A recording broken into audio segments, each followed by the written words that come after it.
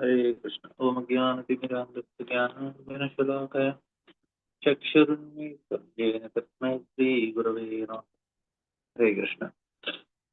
So this fourth canto, it is basically telling how even the Vedic life, this the Varnashrama system, is also uh, having so many flaws. Even that is also not perfect, and that's actually what this whole canto is about. So the third canto is talking about the very essential thing, uh, and the primordial flow of every living entity, that is the desire to exploit material nature. So the desire to exploit material nature in human society manifests as different philosophies, materialistic philosophy like Charvak philosophy and modern materialistic scientific philosophies, which are a different variation of Charvak philosophy only. And the Sankhya also, materialistic Sankhya. So such which ultimately denies that God is the cause of all causes. And all these philosophies are more or less unanimous in the sense that they say that there are so many other causes which are independent from the Lord. And basically, what it means is if we have this understanding, then we'll be able to exploit this material nature, because the material nature will become a machine. It's a mechanism. Because the material nature is a mechanism, you are entitled to exploit it. Because you are higher than the mechanism, you are a living entity, you have some consciousness, which they also feel is a product of matter only. But that's why it does not matter. They only feel it's the highest product of matter. So basically, the whole idea is that just to make material nature exploitable, easily exploitable. So for that, what people do, they narrow down the conceptual horizon which they have. It's an understanding of cause and effect. They wanted to make it very simple so that they can exploit it nicely. Because if you say God is cause of all causes, they feel it's unscientific. Why is it scientific? Because we cannot see him. That's the main reason they feel that the only thing which is scientific is to make this uh, conceptual horizon very narrow. Within this framework, very narrow conceptual framework, to figure out how it works, the mechanism works, and exploit to our heart's content. That's the main concept. So they want to make it. They wanted to make one simple formula from which everything comes, and then you understood. So this basically flows, uh,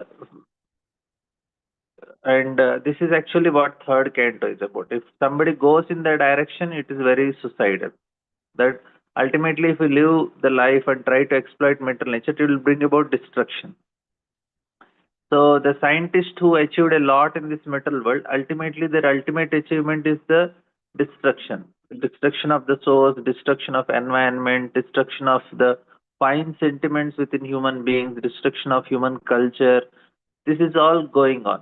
And this is a warning to us. The third canto is don't be materialistic. Understand the cause behind all this that is happening. Cause of this uh, and this is the materialistic mentality, the cause of all these philosophies. The root cause of this mentality is greed, the desire to enjoy, and we cannot satisfy or satiate our desire to enjoy. So this unstable greed will bring us about unbridled, completely unregulated exploitation of mental nature. Ultimately will bring the ruination of whole creation only. So therefore the third canto is very carefully, it drives the point that this is not our nature. This is a nature is ultimately it's not dead, because Lord is behind this nature, and we have to revere this nature, and we have to change the exploitative spirit, the spirit of exploitation, to the spirit of worship, because this nature belongs to somebody else, not ours. This is the energy of the Lord, is the cause of all causes, and we should not think that we are better than the Lord. That means what? We try to better than the Lord means we are trying to make changes here. That's what scientists always try to do. They try to change. They try to do all these genetically modifications and all. They think Lord don't know that all these things. So they want to modify. We want to improve the creation of Lord, and all these genes we change the organisms and all uh, to do something wonderful. But ultimately, what happens is it only causes destruction. So they wanted to produce different types of vegetables, fruits, and all with modification. They want mangoes whole year. They just don't want only in season wise. They want whole year. So basically, the idea of the whole scientific enterprise is to improve material nature. They feel God is little not so intelligent. He has been there for a long time, and God knows now where God exists, or whether He exists or not. Only God knows, and we should definitely don't know about it. So scientists they feel that we know we exist and we will improve the creation. So and then ultimately they end up in destroying everything, whatever is there. So this is the what is happening. So all these genetically modified products they are extremely dangerous, and then they will end up in a very bad situation. And now it comes to uh, the fourth canto. Here, fourth canto makes us understand very, very clearly that uh, even the Vedic materialism, so Vedic way of life, it is also not actually correct. Even that is also not an alternative. That's actually what fourth canto is talking about. People feel that Vedic life is okay. There is nothing wrong with Vedic life, Vedic culture, Varnashrama, because the Vedic way of life, there is nothing wrong, but unless if we are attached to it, then we are in problem. So unless we declare it as ultimate, people actually declare it as ultimate goal of life. But that's a mistake, which many people do. Like in India, now presently, there is a revival for Vedic culture.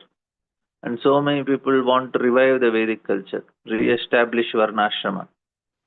But we can see within it is actually it's not bhakti. So the fourth canto main message is that even Vedic way of life is not good. It's dangerous. There are hidden dangers within, and without bhakti, it's ultimately useless. Ultimately, completely useless. Only bhakti is there because it facilitates bhakti to certain extents. Because in Vedic culture there is bhakti. That's why it is helpful. Otherwise, there is no point in this Vedic culture. And we need to understand this very clearly. Uh,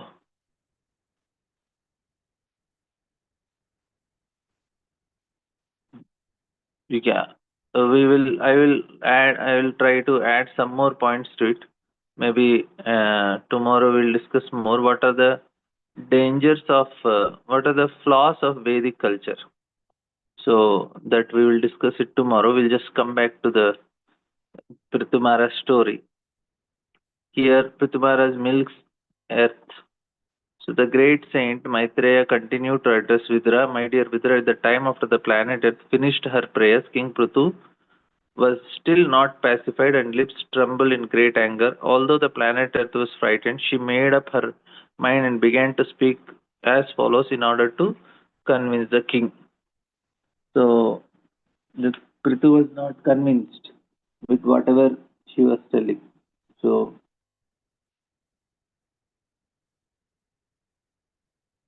not convinced.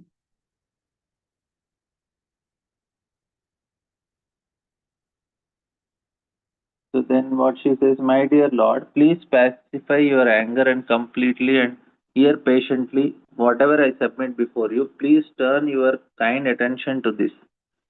I may be very poor, but a learned man takes the essence of knowledge from all places, just as a bumblebee collects honey from each and every flower. So this is the first thing she says, that you should take good from everything. Take good part.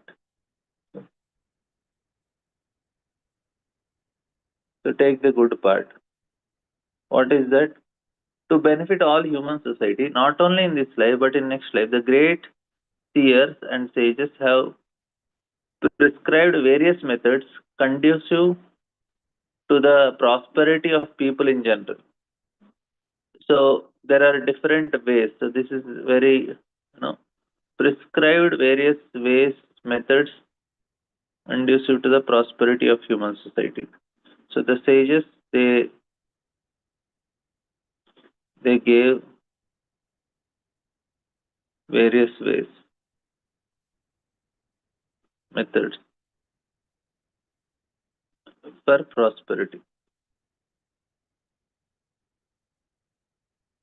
Actually, that's what happens. Even if some other religions also, if we see, people, there are sages there also.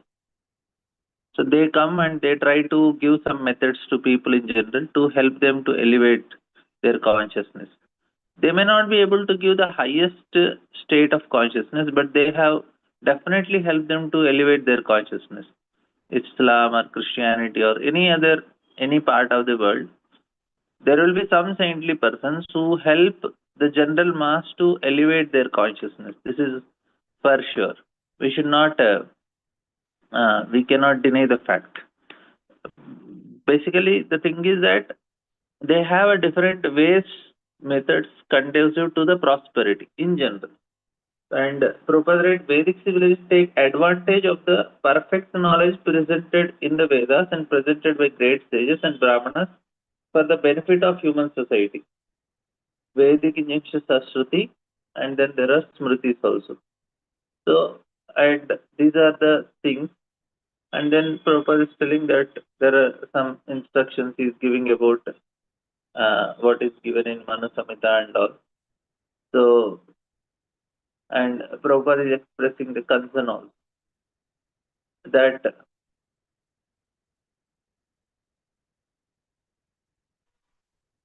so if people follow the injunctions given by the sages, Shrutis and Smritis, they can actually be happy in both this life and next. Unfortunately, rascals are manufacturing so many ways and means to be happy. Everyone is inventing so many methods. Consequently, human society has lost the standard ways of life, both materially and spiritually. And as a result, people are bewildered and there is no peace or happiness in this world. So, if you do your own things, you will end up in trouble. So, everyone is inventing so many methods and all these uh, TED talks and all. No? Many people have many ideas they are presenting. They are not against it, but because they are inventing, they are not so much uh, helpful for the human society. And consequently, human society has lost the standard ways of life, both materially and spiritually. So this is what is happening here.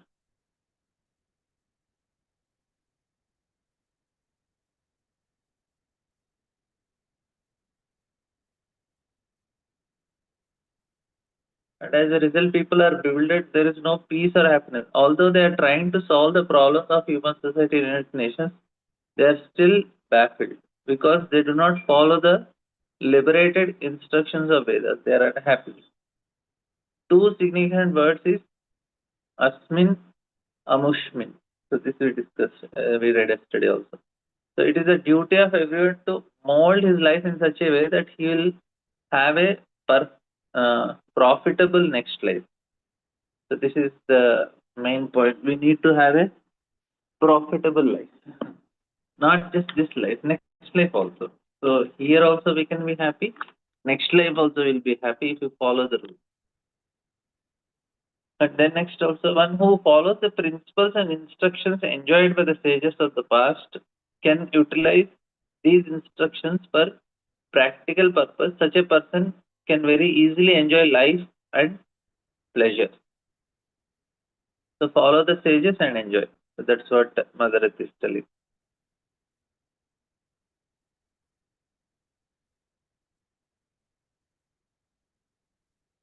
So they do based on our requirements. So they know that this is very important. So Prabhupada is telling Mahajanoyena Gatasya Panta. So in this way one can receive benefit in both this life and next. And we can also improve our material life also. It's not that we are only telling you have to renounce this. No, even to improve material life also we have to follow. By following the principle laid down by great saints, we can very easily understand all the aim of life.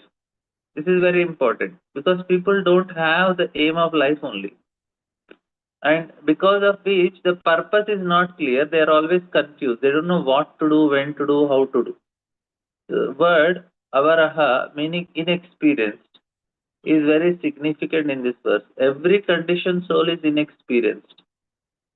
Everyone is abhodha jata, born a fool and rascal. If the democratic government at the present moment is all kinds of fools and rascals are making this decisions. But what can they do? What is the result of their legislations? They enact something today just to whimsically replace it tomorrow. So one political party utilizes a country for one purpose, and the next moment another political party forms a different type of government and nullifies all the laws and regulations.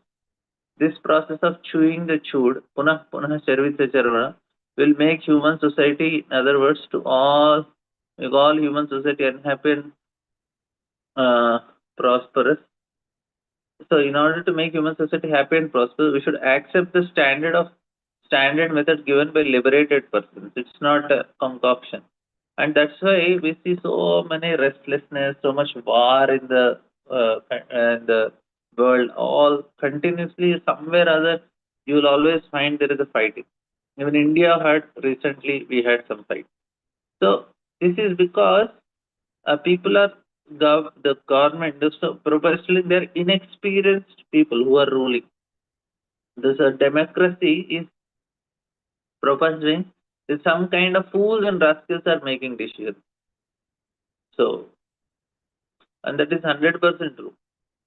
All the leaders, especially the present top leaders, they're fools and rascals only. They don't know what it is. They don't guide people to spirituality. They only guide people to how to become materially happy, and even that also in a wrong way. They don't even give a very proper way to enjoy materially because everybody is interested in democracy means you have to give what people want. Otherwise, they will not elect you. Na? You have not become here. There is no autocracy there. You don't become king. You have to get the majority to become the king. So that makes a big problem. Then you only do what is pleasing to what is pleasing to, like Indian government. They wanted to stop all these wrong adult sites and all. There was so much protest in the social media here there. Government has to revoke. And in Russia and other countries like North Korea, they decided they should stop it. In North Korea, they are very strict because he's a dictator. Whether he's right or wrong is not a question there. He can implement some things. He's very strict in certain things, so people don't have access to wrong things. In that way, he's benefiting them actually, because there is no need of election for it, and he need not do what is pleasing to the general populace. So even if he's a wrong person, but even that is only safe because at least some things he can implement very strictly. But now there is no restrictions, anything, anybody, and we can see how the whole world is going on. And a foolish person who manufactures his own ways and means through mental speculation and does not recognize the authority of the sages who lay down unimpeachable directions is simply unsuccessful again and again in his attempts. Because at the present moment it has become fashionable to disobey the unimpeachable directions given by the acharyas and liberated souls of the past. So So don't create your own, don't manufacture your own ways.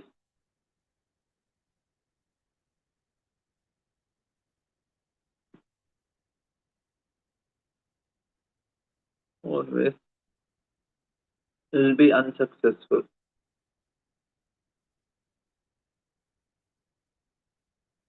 So will be completely unsuccessful because presently people are so fallen that they cannot distinguish between a liberated soul and a conditioned soul. A conditioned soul is hampered by four defects. He's sure to commit mistakes, he's sure to become illusioned, he has a tendency to cheat, and his senses are imperfect. Consequently, we have to take directions for liberated persons. This Krishna conscious movement directly receives instructions from the Supreme Personality Godhead via persons who are strictly following his instructions. So this is why we should stick to ISKCON, because we have the Acharya Parampara. Although a few followers may not be liberated person, if he follows the Supreme liberated personality, his actions are naturally liberated from the contamination of material nature. Chaitanya Mahaprabhu says, by my order become spiritual master. So this is the materialistic men are not interested in taking directions from the liberated person. So, and next shloka, this is, my dear king, the seeds, the roots, herbs, and grains which are created by Brahma in the past are now being used by non-devotees who are devoid of all spiritual understanding. So now she gives the main reason. She was trying to protect herself, but it didn't work. Then she is telling the reason that non-devotees are exploiting me.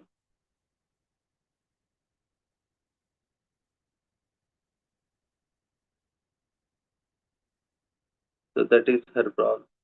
Brahma created world for the use of living entities, but it was created according to plans that all living entities who might come into it to dominate it for sense gratification would be given direction by the Lord Brahma in the Vedas in order that they might ultimately leave it and return home back to God. All necessities grow on earth, namely fruits, flowers, trees, grains, animals, and animals byproducts. We created, were created for use in sacrifice for the satisfaction of Supreme Lord. However, the planet Earth, in the shape of a cow, herein submits that all these utilities are being used by non-devotees who have no plan for spiritual understanding. Although there are immense potencies within the earth for the production of grains, fruits, and flowers, this production is checked by earth itself, which it is misused by non-devotees who have no spiritual goals. Everything belongs to Supreme Lord and everything can be used for his satisfaction. Things should not be used for sense gratification of living entity. This is the whole plan of material nature according to the directions of this material energy.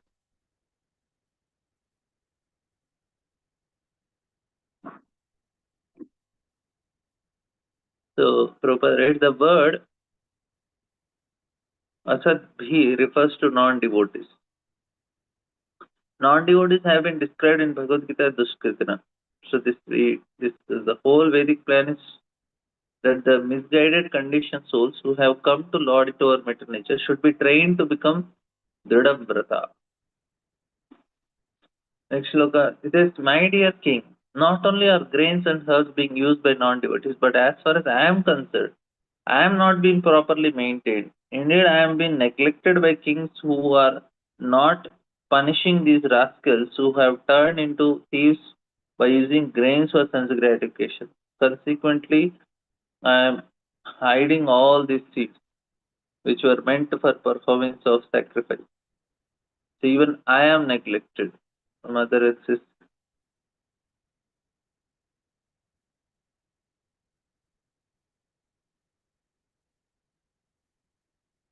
So she is not taken care nicely. That means if somebody is wrong is doing, then the king should punish them. So Now here in this present situation is kings are only doing wrong. Who will punish them?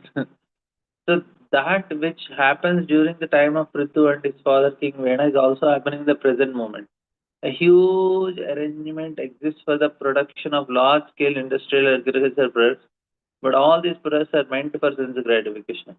Therefore, despite such productive capacities, there is scarcity because the world's population is full of thieves. The word chori bhute indicates that the population has turned to thievery. According to Vedic understanding, men are transformed into thieves when they plan economic development for sense gratification.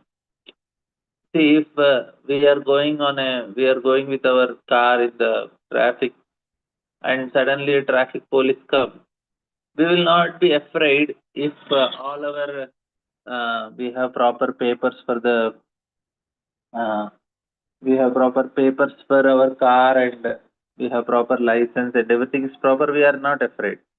But if we don't have, then we become fearful.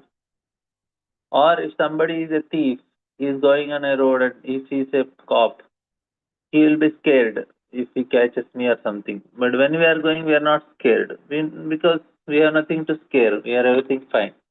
So similarly, in this world, the fear is because we are taking things which does not belong to us. That's how we become fearful. Otherwise, we should not be fearful. If I am seeing a cops or a police, I don't become fearful because I am not a thief. But thief will definitely become fearful.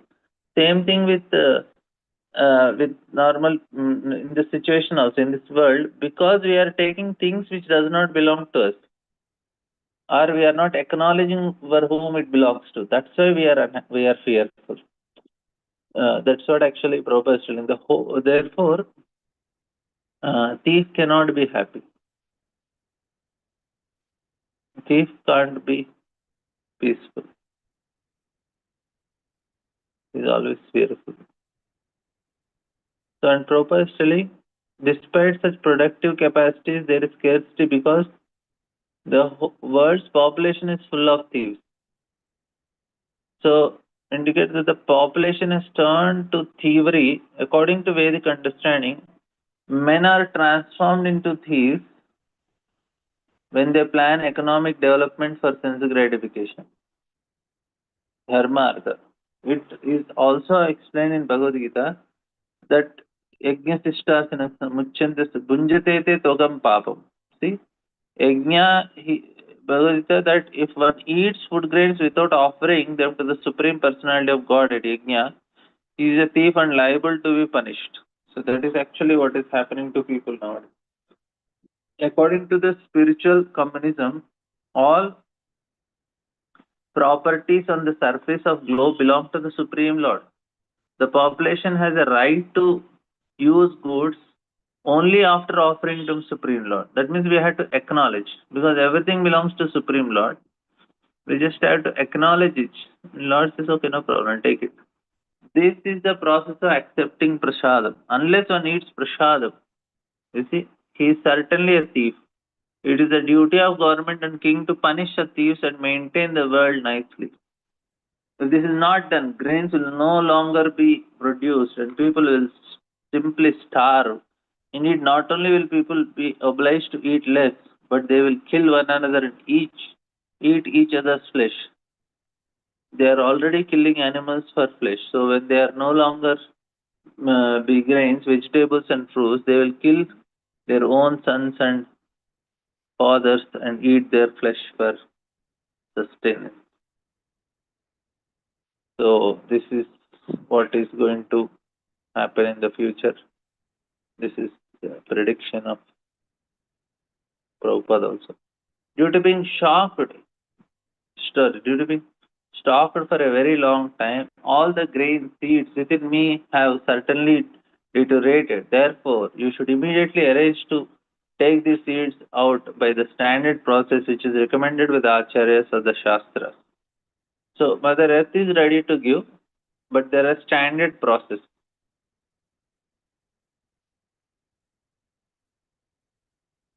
to obtain grains. So that's why we hear no annad bhavanti bhutani pajanyad anna sambhava. Yajna bhavati parjanyo. Yajna karma samudva.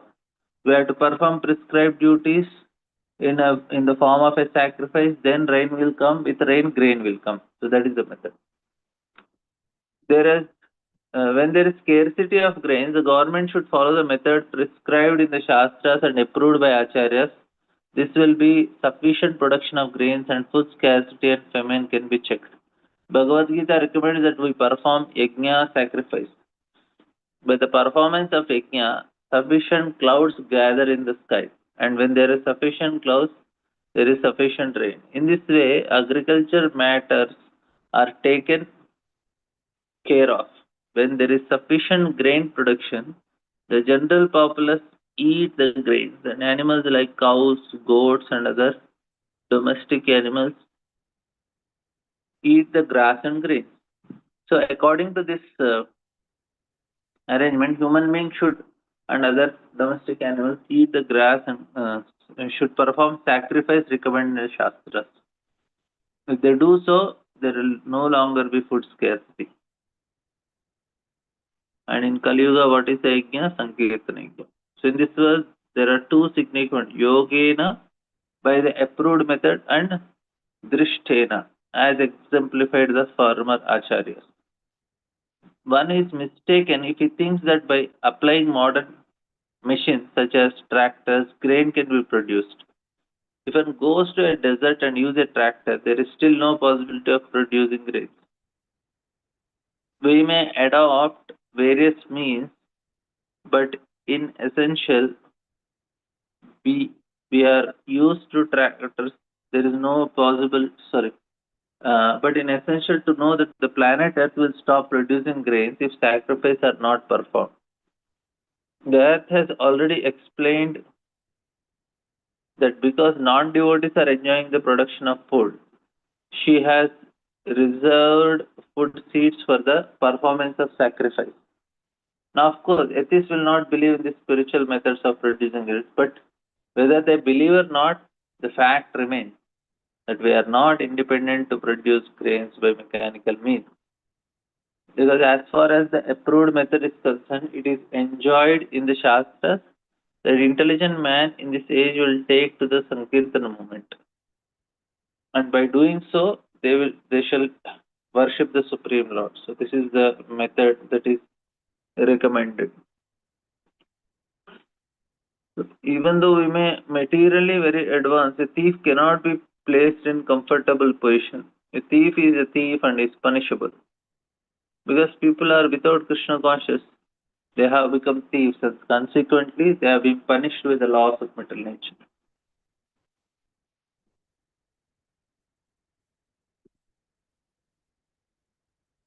So 9th and 10th verse here. O great hero, protector of living entities, if you desire to relieve the living entities by supplying them sufficient grains, and if you desire to nourish them by taking milk from me, you should make arrangements to bring a calf suitable for this purpose and a pot in which the milk can be taken, as well as the milkman to do so, since I will be very much affectionate towards my calf. You desire to take milk from me and will be fulfilled. So your desire to take milk from me will be fulfilled.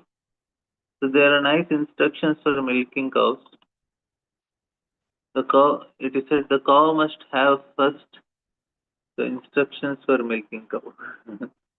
This is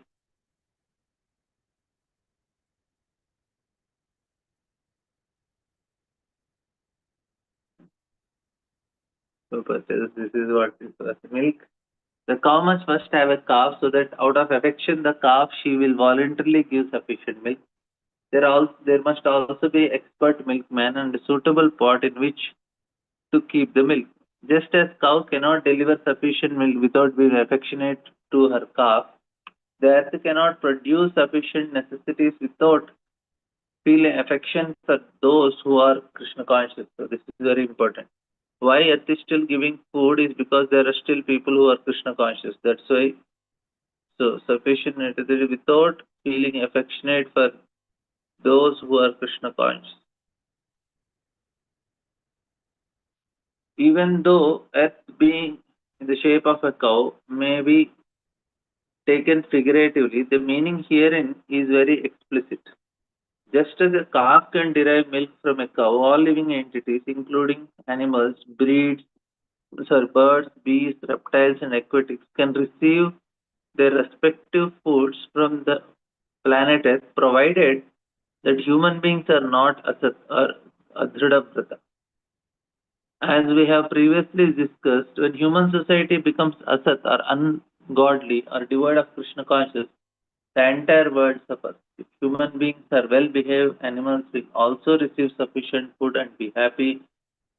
The ungodly human beings, ignorant of his duty to give protection and food to the animals, kill them to compensate for the insufficient production of grace. Thus, no one is satisfied, and that is the cause for the present condition in today's life. Oh, this is a nice point. Prabhupada is telling that human society or all well-behaved animals will also receive sufficient food grains, because even when society is not Krishna consciousness, also sometimes the grains are produced. Why? Because ungodly human being, ignorant of his duty to give protection and food to the animals, kill them to compensate for the insufficient grains. So they are given so that at least animals are saved. Otherwise, more animals will be killed. These fellows are very dangerous.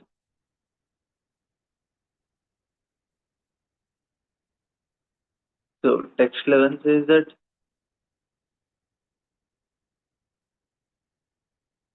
समां च कुरु मां राजन् देववर्ष्टं यतापयः अप्रत्वा अपि भद्रं ते उपावर्तेत मे विभो.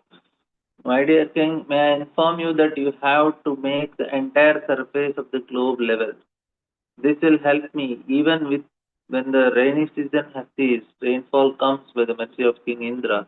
Rainfall will remain on the surface of the globe, always keeping the earth moistened, and thus it will be auspicious for all kinds of production. Obviously, King Indra of the heavenly planet is in charge of throwing thunderbolts and giving rainfall. Generally, thunderbolts are thrown on the tops of hills in order to break them to pieces. As these pieces are spread asunder is due to cause of time. The surface of globe gradually becomes fit for agriculture. A level land is especially conducive to the production of grain. Thus, the planet is requested to level the surface of Earth. So, request to level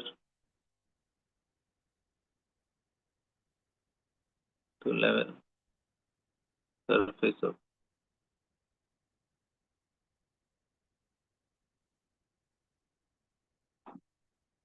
And next comes, you just take this one verse. After hearing the auspicious, pleasing words of planet Earth, the king accepted them. Then he transformed Swayambhu Manu into calf and milk all the herbs and grains on the earth in the form of cow, keeping them in his uh, clubbed hand. So from here onwards, different personalities become cow and calf and they milk from mother. So we'll continue our discussion this from tomorrow. Any questions, comments? We'll end here. Okay.